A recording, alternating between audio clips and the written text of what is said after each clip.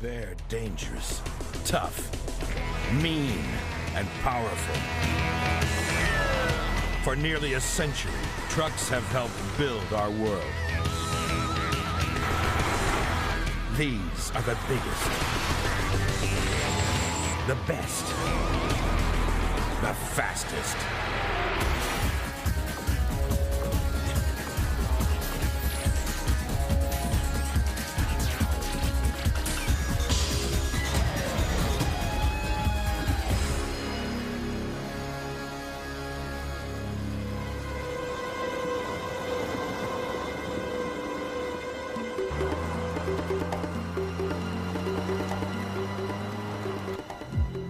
If being tailgated by a 40-ton semi on the interstate is your worst nightmare, then imagine this.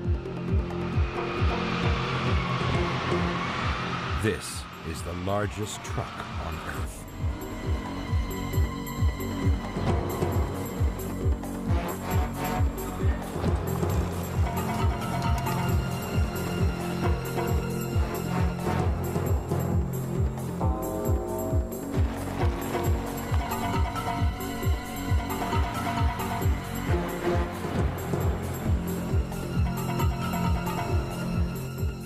This gigantic dump truck weighs over 200 tons. It's used to haul 320 tons of rock in open cast mining.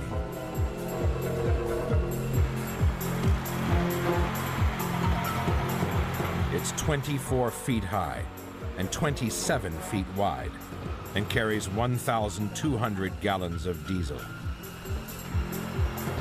It needs power steering because the tires alone are over 12 feet high.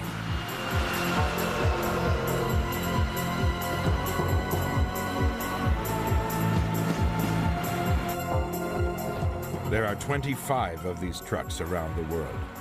They're shipped in parts because they're way too big for any highway to handle.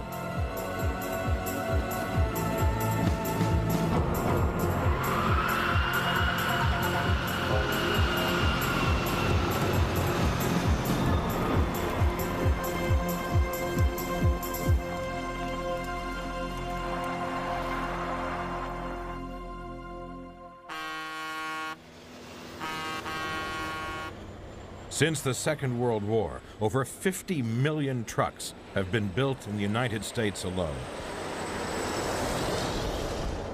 Almost all the goods we use are at some stage transported by these giants of the road. Many other trucks work off-highway, each designed for a specific job.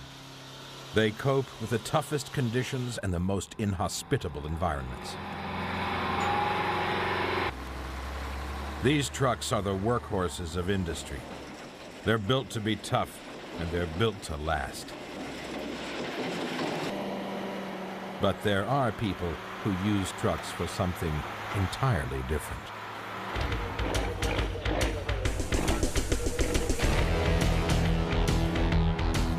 Patrick Bourny from France drives these crazy trucks.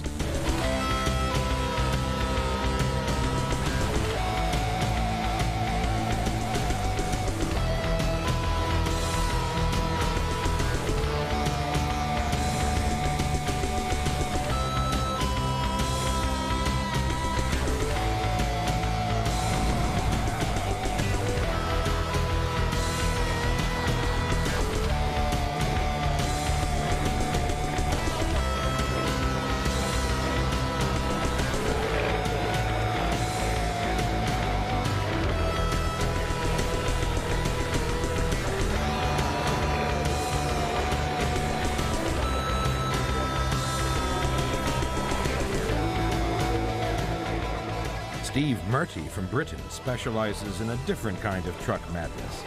He has the record for the longest ever wheelie in a truck, an unbeaten quarter of a mile.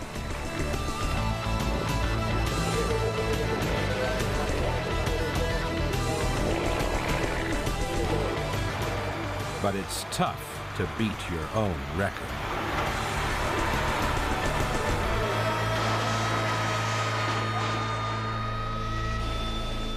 Steve also drives a much more powerful truck.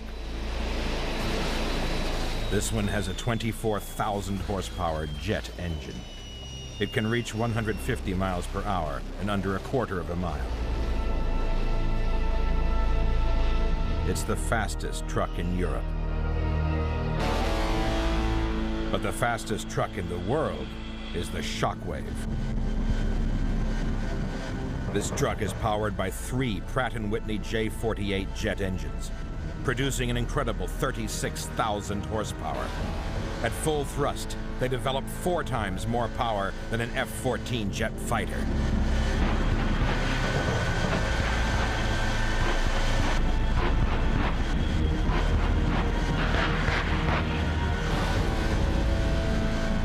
Kent Shockley and his father built the truck from the ground up.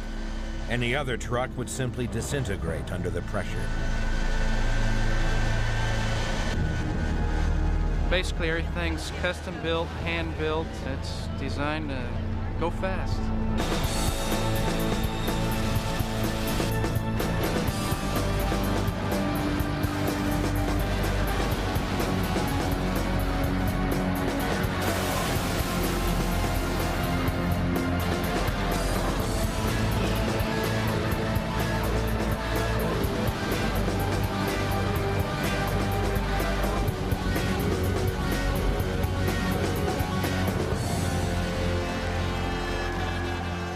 We run this thing 300 miles an hour about 5 times a week, and we've been doing this for 14 years, and I don't think there's another vehicle out there that can do that, has done that, and will ever do that. Shockwave has been engineered to overcome its poor aerodynamics with sheer brute force. It's 300 times more powerful than the average family car. The jet engines burn diesel because it's less volatile than jet fuel. The truck burns 400 gallons every mile. Perfect tires are critical. These tires are first x-rayed for imperfections and then shaved to 1/8 of an inch thick. We should take about 80 pounds of rubber off the tire because at 300 miles an hour, the tire's spinning 2,200 RPMs, so we want to take as much weight off the outside of the tire as possible. We don't want to pop a tire at 300 miles an hour. Kent prepares himself for his second run of the day.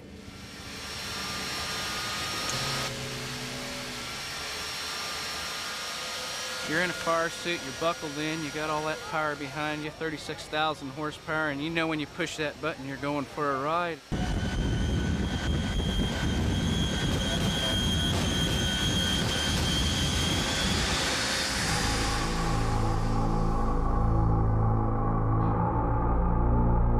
It feels fast is the only way I can describe it.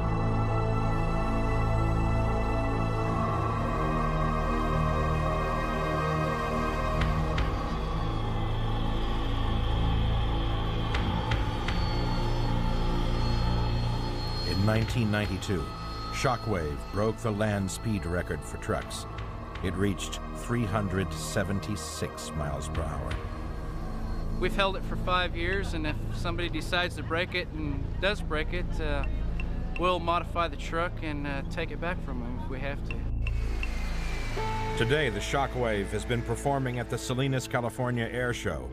And as a finale, Kent has challenged this stunt plane to a race.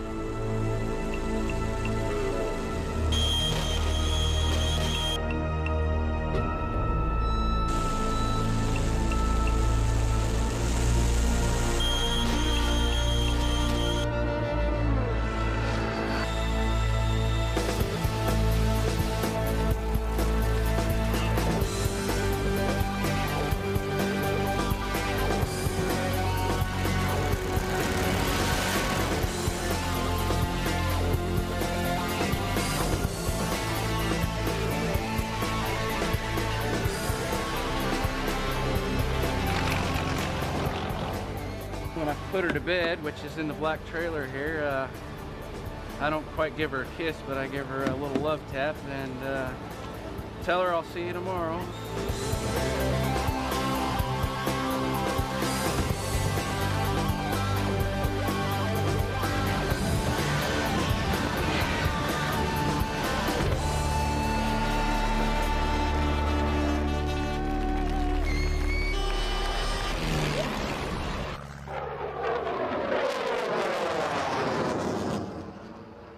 To cover events like air shows for television, you need a huge mobile control room. This is the Darth Vader, the most expensive truck and trailer in the world. It's worth $7 million. The 53-foot trailer expands to provide seating for up to 30 technicians who control the latest state-of-the-art digital television equipment. Ready, one, take one. Just hold on one. A little tighter one, just push it in, just push it in.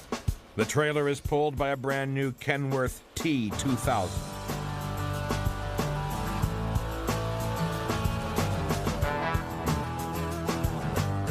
The whole rig has to have a special permit because it's 75 feet.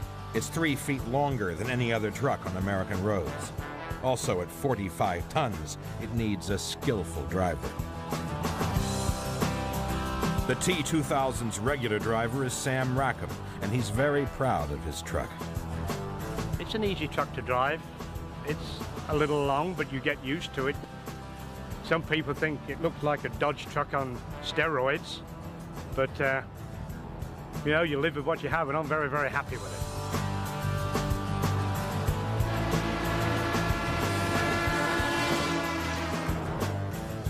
The aerodynamic styling is designed to increase fuel efficiency, and the 12-liter engine is computer-controlled. Anything goes wrong with it, they just plug the laptop computer into it and punch in the keyboard and they find the problem. It's quite amazing to me, being an old truck driver, that there's no wrenches or screwdrivers anymore.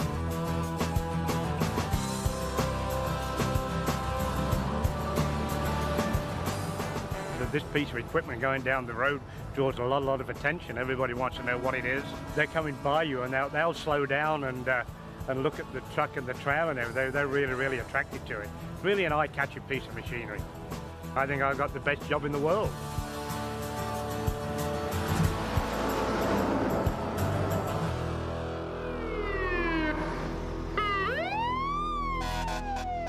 The New York Fire Department relies on two different kinds of trucks. There are fire engines which pump water, and there are trucks which carry ladders.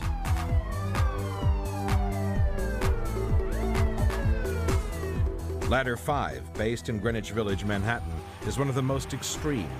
It's called a tiller truck. The reason we have a tiller truck in the village is because they have very narrow streets. Despite its size, the truck is the most maneuverable truck we have. It's 54 feet long, but it can make hairpin turns. It can go in and out of traffic. The back can swing out, so instead of clipping, you know, like a hydrant or a parked car, we can swing it out either to the right or left, and it gives us clearance. The tiller man at the back of the truck steers the rear wheels, making sure that they follow the same line as the front of the truck.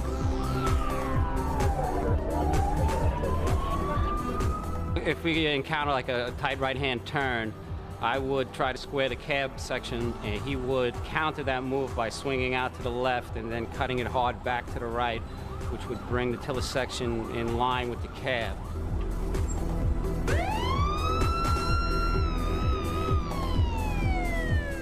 Ladder 5 carries a 100-foot ladder. It is manned by a crew of 6 and supervised by a fire officer. Our responsibilities in the truck is to enter, vent, and search. We provide access to the building, we vent the building, and we search for life. We take calculated risks. Of course, there are procedures that we're supposed to follow to ensure our safety, but it's a dangerous job, and sometimes you get hurt.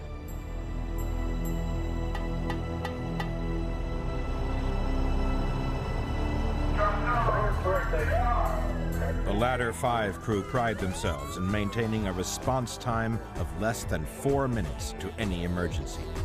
To do this, they have to move fast, and that's where the tiller truck excels. The truck makes things seem a lot easier because it's a marvelous machine, actually. It just makes our job a lot more efficient. For this area, there's no substitute.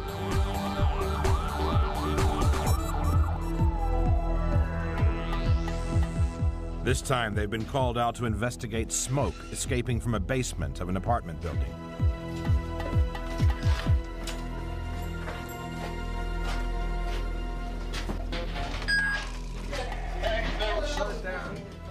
The smoke is coming from an oil-fueled boiler, which has caught fire. They turn off the fuel supply, vent the smoke. Can you slide that over, Chris? This one here? This one was an easy job. All right. There you go. I got certificate of oil. It goes all the way down there, man. Yeah, it's all fine. Yeah. It's fine.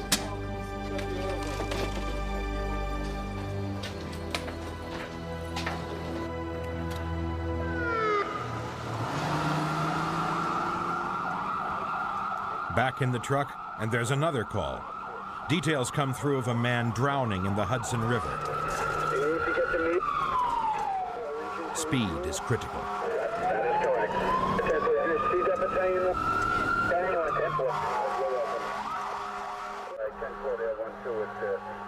10-4. Traffic sometimes is a problem. Sometimes they don't see this big truck. Horns blaring, lights flashing. And sometimes the motorists, they don't yield. They claim they don't see you, so you just got to be careful out there and have your wits about you.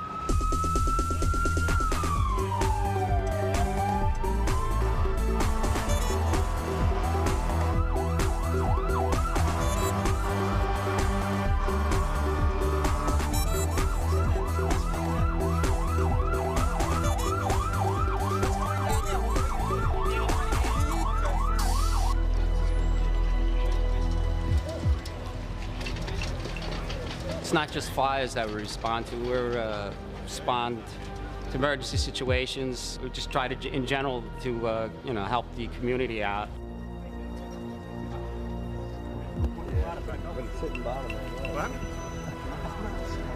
This is just hitting the bottom. You guys all right?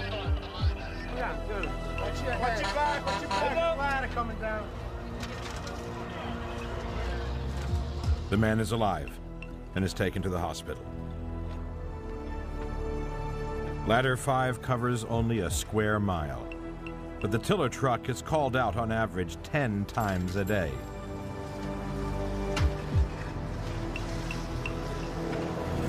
All right, let's wrap it up. This truck is an essential part of New York's fire protection service. This apparatus is specially designed for working in this community. We can't do without it, so if they gave us something different and said drive it, I guess we would have to make do, but it would not be the same. If we couldn't have this truck, I would probably put my papers in for retirement.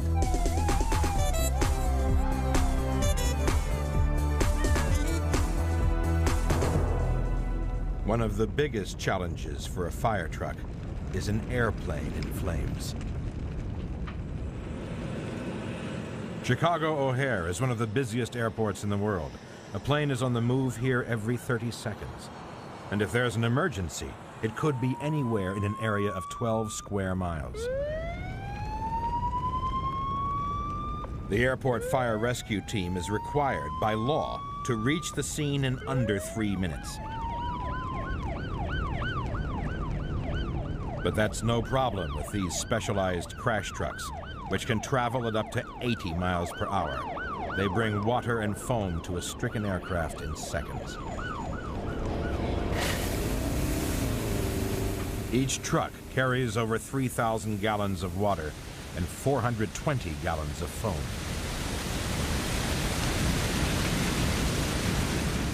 The turrets can pump out their entire load in less than 4 minutes.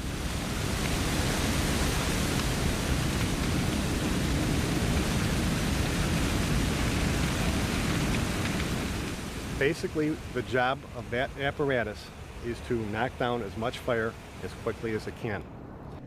Our main objective, amongst all other things that are happening, is to make sure that anybody that's on that aircraft can escape and not burn up when they get out. They're going to try, first of all, to cut a path to the doors of the aircraft to cover the people that are trying to get out.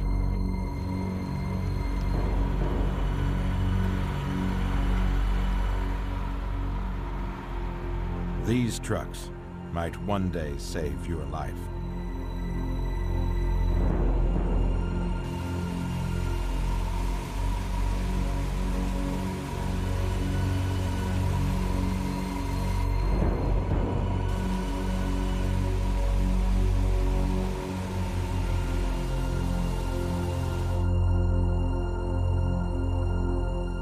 Without all this equipment coming with all of the water and all of the foam that they carry, without that, we might as well not be here. That's the most important thing on this airport.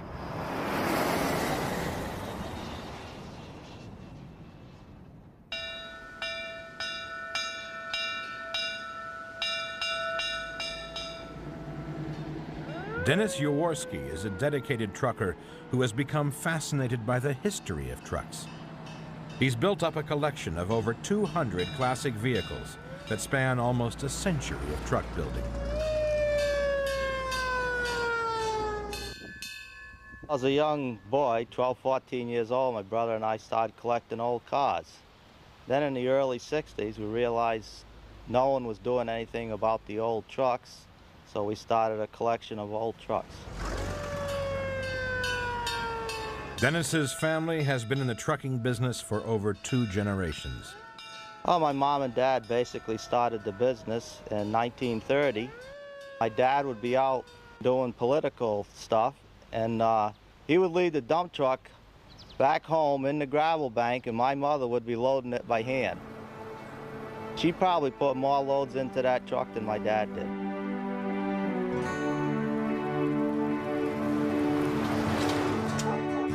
I can get in it and remember riding with my dad, and the first time I got into that 36 Ford dump truck, I didn't think the world could get any bigger. Since then, Dennis has spent most of his time restoring trucks and rescuing them from a rusty grave. Some really need a lot of love when we get them. It usually would take about a year to totally restore a truck.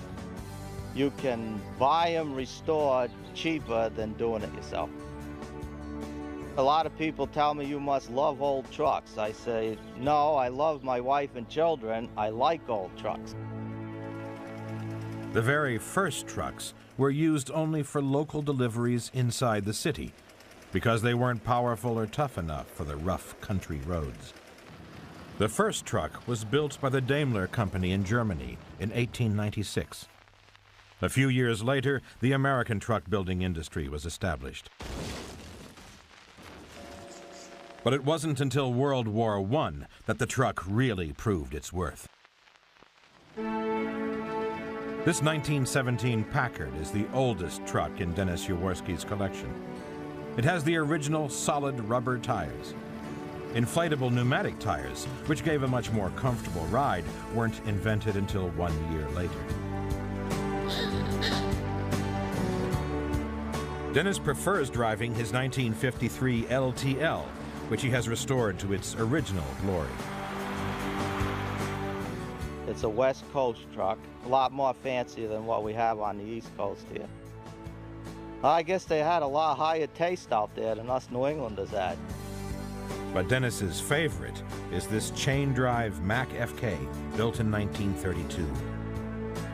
At the time, chain drive trucks, open cab was going out, but Mack still made these trucks for the die-hard New England contractor that wouldn't give up chain drive and open cab.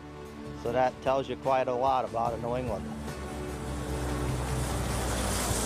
The average thing to do today is when you're done with something, cut it up, scrap it, junk it. These trucks built America, and when you're driving it down the road, you can say, my goodness, this truck might have built this road.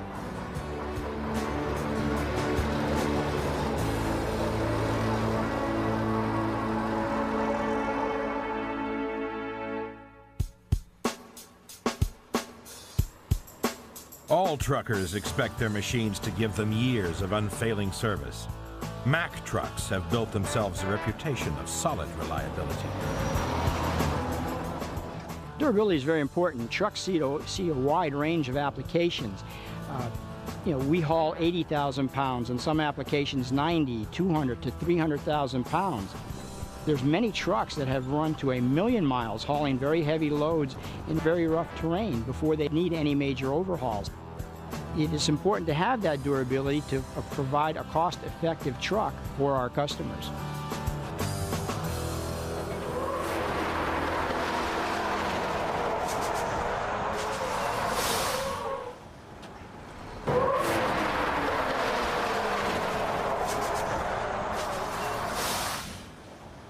So we do an extensive amount of testing, etc., to our vehicles to maintain the durability. This is the chassis bump roll test, which simulates driving down a road at 10 miles per hour, hitting potholes on each alternate wheel. The test lasts 50 hours and is a serious challenge to anything mounted onto the chassis.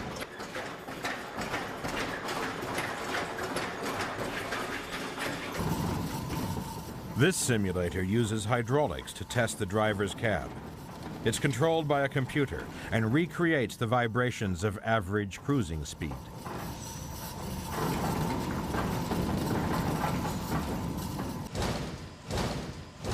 This bump machine simulates the vertical impact that a truck can experience off-road.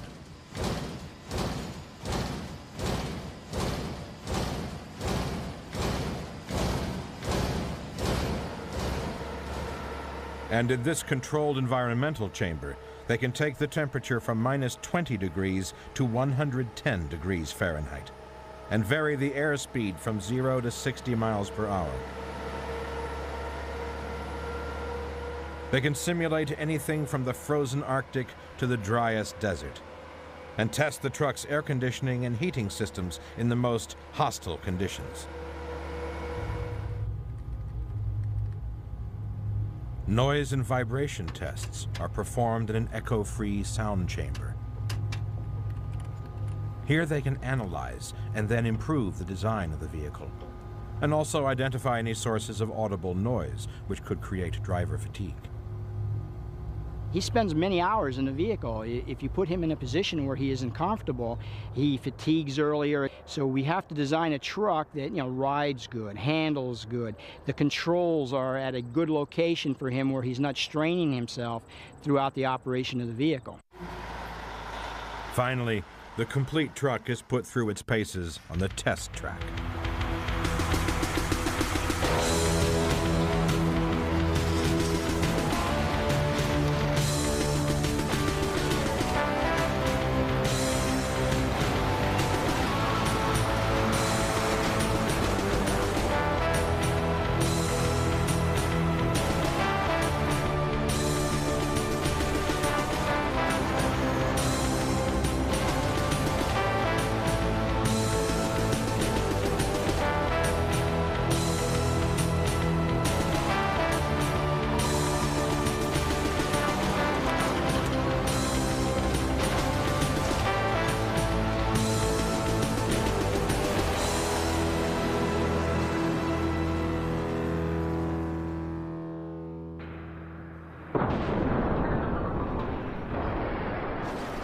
Truck manufacturers are also required to build trucks that stand up to the strictest safety standards.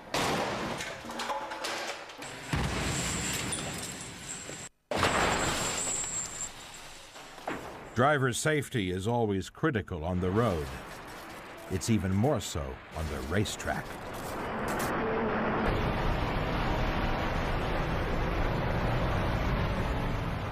This is truck racing, a European sport that keeps its spectators on the edge of their seats.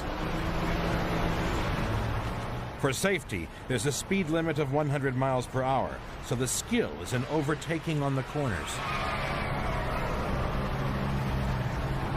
The trucks aren't built specially for racing. They're all adapted from road-going vehicles and engineered for acceleration rather than ultra-high speed.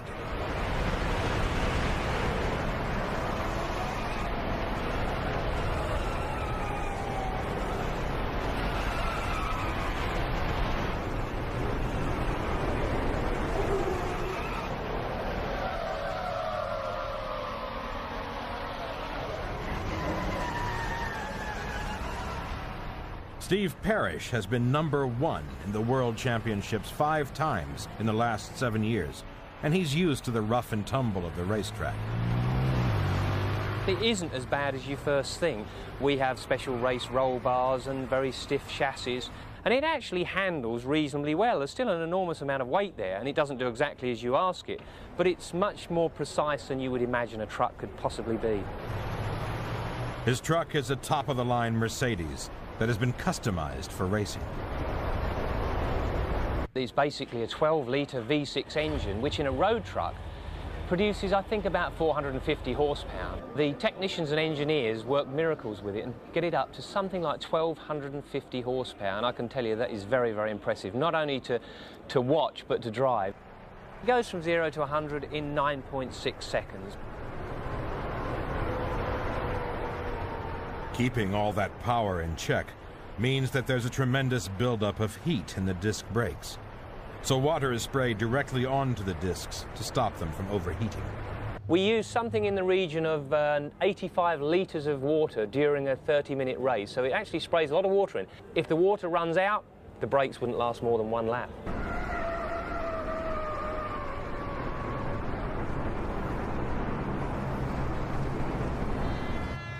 After half an hour's racing, there was only 20 seconds between the finishing time of the first and the last truck. In this qualifying race, Steve has come in 5th, which places him 5th in line for today's final. After each race, the truck is weighed. There's a minimum weight limit of 5 tons to prevent the trucks from being rebuilt with lighter, more expensive metals. Information from each run is downloaded onto a computer. From this, the team can analyze the engine temperature and pressure, the G-forces, the suspension, and of course, Steve's performance around the corners. The teams are given 1 hour to prepare the trucks for the final.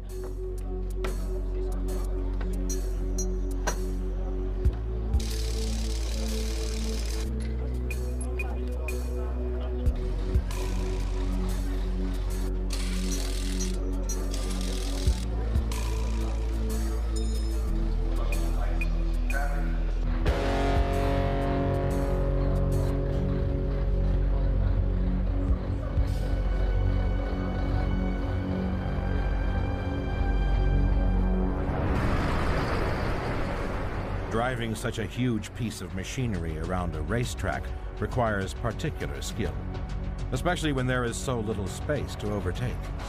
Steve credits his racing success to his smooth driving technique. I call it tiptoeing my way round, because if you grab hold of it and start heaving it around, you go nowhere, because there is so much inertia. The tyres get overheated, the brakes get overheated. You really have to be very careful with it.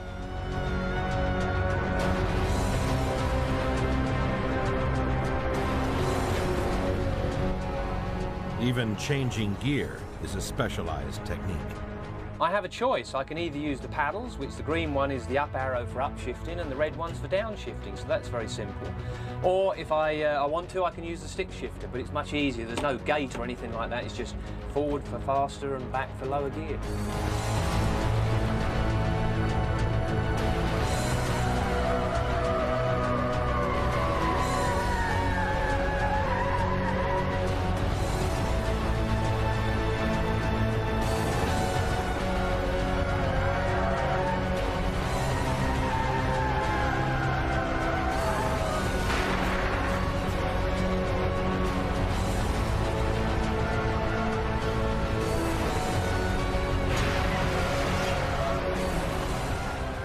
They don't look like they should be going as fast as they are, and it's a 5-ton vehicle. It's doing 100 miles an hour sideways through a corner with smoke off the tyres. It's very, very spectacular.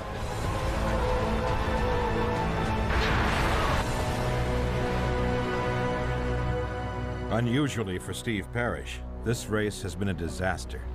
He suffered some serious damage to the truck and fallen back to 6th place. I'm an awfully bad loser. I just don't accept it, I really don't. But I hate to blame myself, because once the race driver starts to blame himself, he's nearly finished, he's lost his confidence, and that's very, very important to be a racing driver.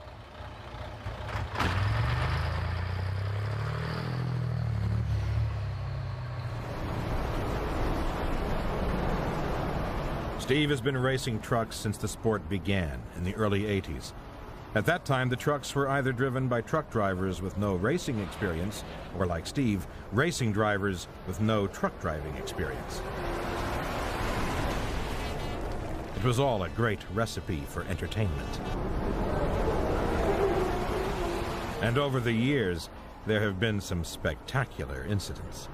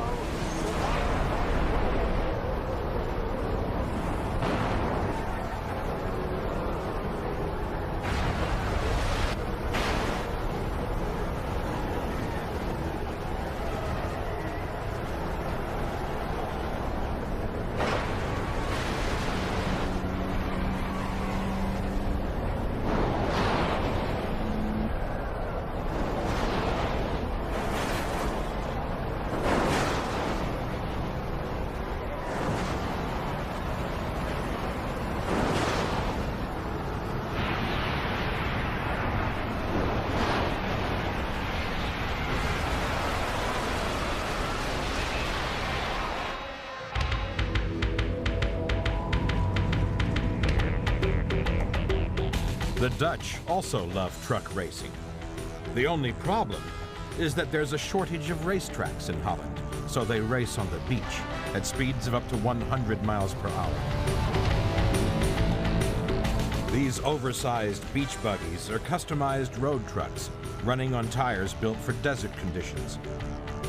Most of the drivers have gained their experience of this kind of terrain in the Paris to Dakar rallies.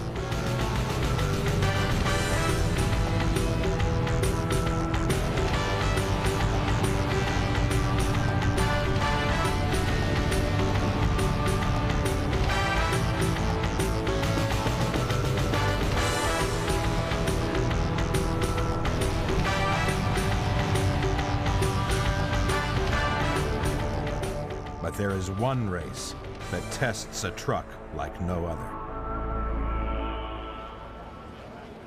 The Baja 1000 is one of the most grueling challenges a truck can face. In this annual race, the contenders have just 24 hours to complete the rugged 1,000-mile course. In 1996, this truck was the largest vehicle ever to run the Baja. Wild Thing is a Class 8 off-road racing truck and was one of the fastest machines on the course. It had a custom-built suspension to withstand the harsh pounding of the terrain and ran on a 370 horsepower engine fueled by diesel, which gave the truck more power at lower speeds.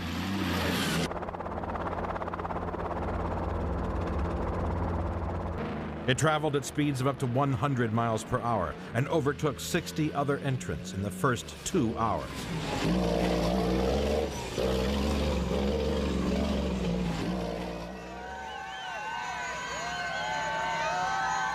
But this test of endurance was a walk in the park compared to the extraordinary journey made by 4 trucks that set out from Rome in 1995. This expedition was the first ever to circumnavigate the world by truck.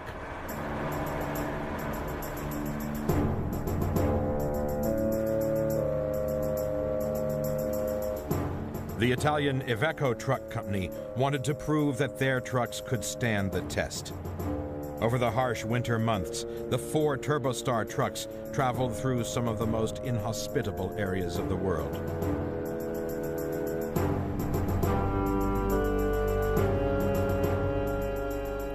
The vehicles were standard road trucks, but fitted with specially designed tires and a separate heater to prevent the diesel from freezing.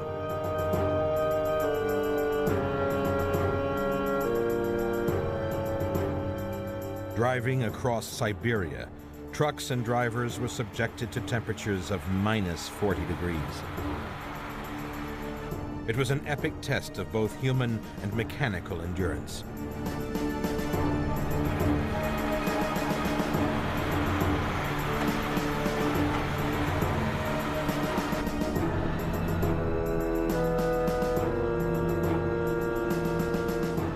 When they reached the Bering Straits, the plan was to drive the vehicles right across the ice, but an early thaw forced them to be airlifted instead.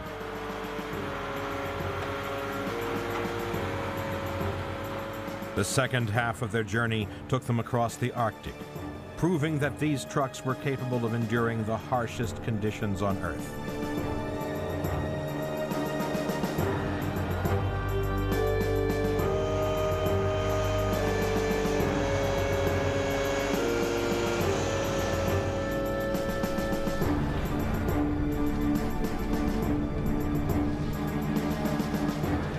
The expedition arrived in New York 4 months after they had begun their epic journey. They had traveled 20,000 miles.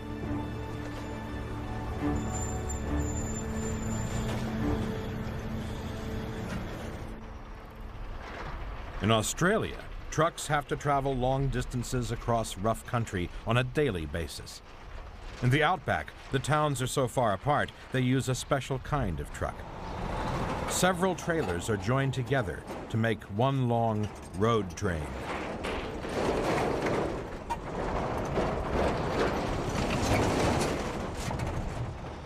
The roads across the outback are straight and empty, perfect for monster vehicles.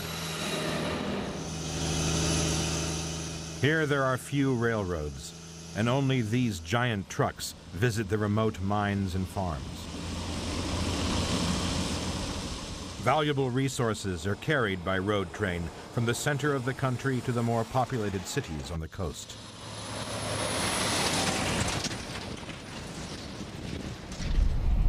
It's not surprising it's an Australian mining company that operates the longest truck in the world. This is the custom-built 3B, affectionately known as the Centipede.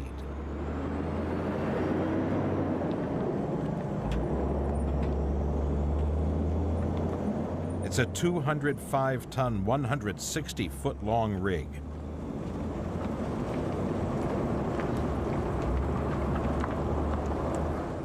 It has an 18-speed gearbox with a 550-horsepower engine and carries over a ton of fuel. It has 110 wheels on 28 axles.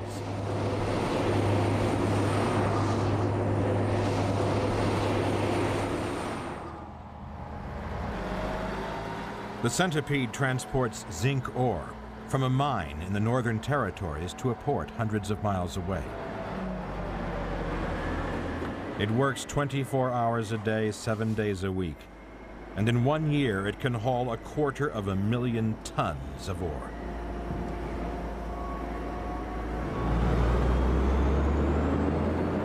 Australians have come to rely heavily on these amazing machines, and there are plans for even longer road trains in the future.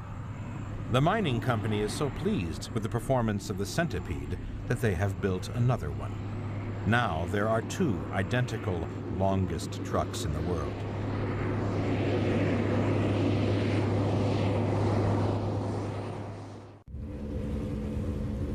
But a truck doesn't have to be long to carry large loads. This building weighs 1,790 tons and is 75 feet high. It's sitting on top of one of the most unusual trucks ever built. The Mammoth Company specializes in transporting huge loads. People come and they walk next to something that we're going to move and just say, that's impossible, can't be done, but we can usually do it. They achieve the impossible by using self-propelled modular transporters. These units can be joined together in a variety of configurations depending on the weight and size of the load.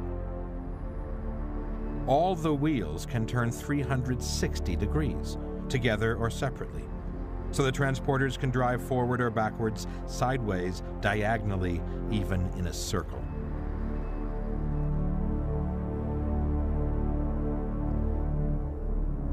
Everything comes back to just a single point of control, so one person can operate the system whether there's 1 module or 100 modules. I've worked with a variety of transport systems in my time, but I've never come across anything quite as clever as this. In Malaysia, transporting a 500-ton gas tank 15 miles was one of their more spectacular projects. This gigantic load was hauled by just one driver. He has a control box in front of him with 2 joysticks on, and the signals from those joysticks through a series of computers provide the propulsion, the steering, and the jacking up and down of the system.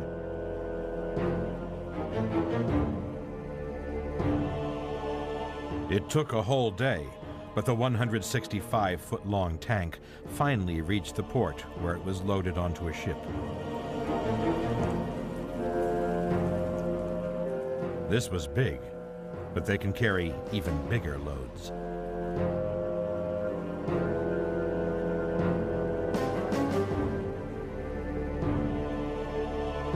The modular concept and the way that it can be expanded really means that there isn't a limit.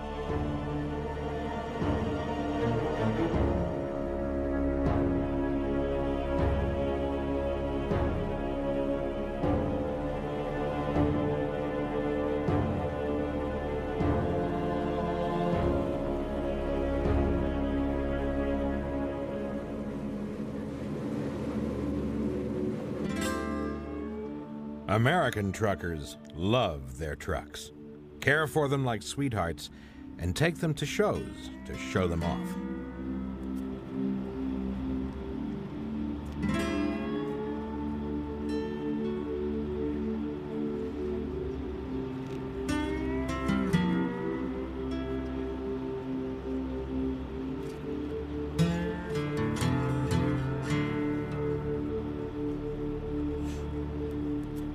One of these proud truck owners is Todd Job, who lovingly cares for his Peterbilt 379. I do this because of the fun, the people that you meet, and I want my truck to look shiny. For me, it's just the pride of owning it. If I'm not either working, sleeping, doing paperwork, I'm polishing. Pretty much just doing this as a hobby, still getting to play, but still making money, do what I want to do.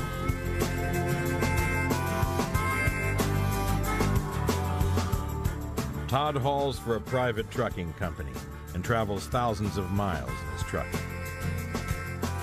What I like about trucking the most is the freedom, not somebody looking over your shoulders.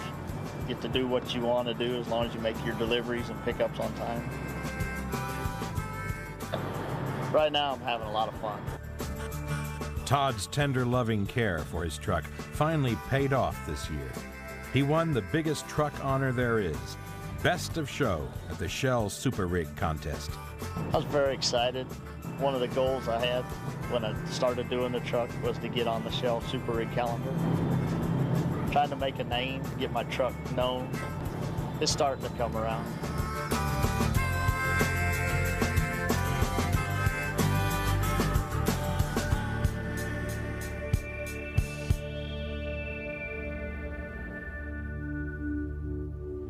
Many trucks around the world are now run on diesel fuel, which provides more power and better fuel economy.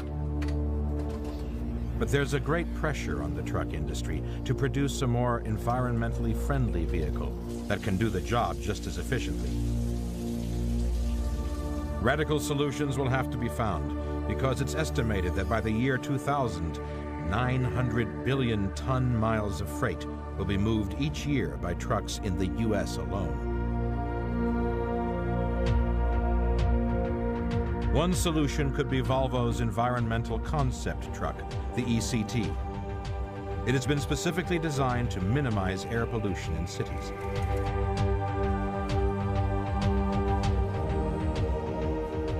It's powered by a gas turbine, like a helicopter, which in turn drives an electric motor. When only minimum power is required, all surplus energy is diverted to batteries for storage.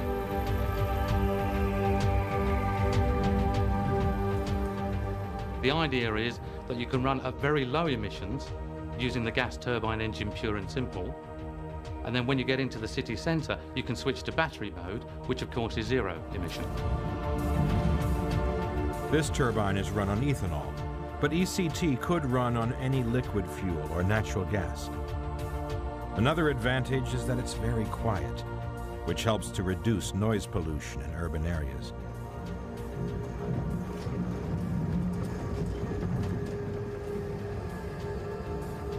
It's almost like a spacecraft because you just get the whine of the engine going through. You don't get any of the normal noise you would expect with an engine and a gearbox from today's conventional truck.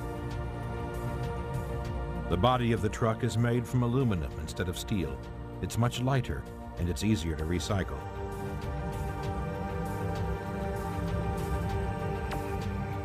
The ECT also has front and rear wheel steering, which allows for easy handling. You can in fact park by just engaging the sideways steering action, and the vehicle will crab sideways in alongside the curb. The reality is that ECT may never be manufactured as a production vehicle, but many of the ideas and technologies that it explores will be incorporated in trucks in the next millennium.